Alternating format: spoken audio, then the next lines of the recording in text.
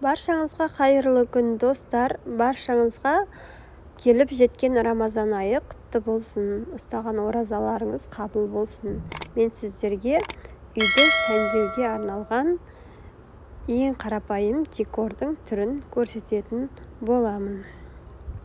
Ең алдымен бізге простой кардон қажет болады.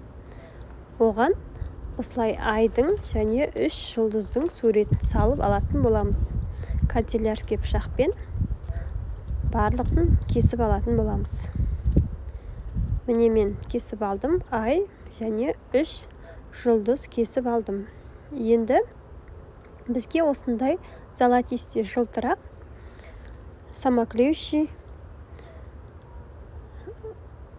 рулондар қажет болады. Осылай теріс бетін айымызды жабыстыратын боламыз. Жиегін орын қалдырып отырып қиып шығатын боламыз. Осылай қиып шықтық. Енді майда қиықтар түсіретін боламыз. Осылай майда қиықтарды түсіріп аламыз барлық жеріне. Енді осыны ыстық клей арқылы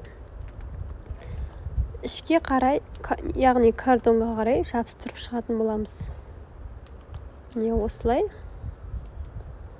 барлығын тегістеп жабыстырып шығатын боламыз. Жұлдыздарды да солай жабыстырамыз.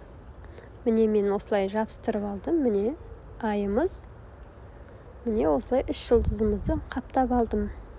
Енді осындай золотистый тесмамен ыстық клей арқылы бір ұшын айымыздың артқы жағына, бір ұшын жұлдызымыздың артқы жағына жабыстырып шығатын боламыз. Біреуін ұзынша, біреуін қысқалау етіп, әр түрлі размерде қиып жабыстырып шығатын боламыз. Міне осылай жабыстырып шықтық. Енді өзіміз қалаған жерге мен есікке жабыстырдым. Осылай ыстық клей арқылы жабыстырып қойсаңыздар болады.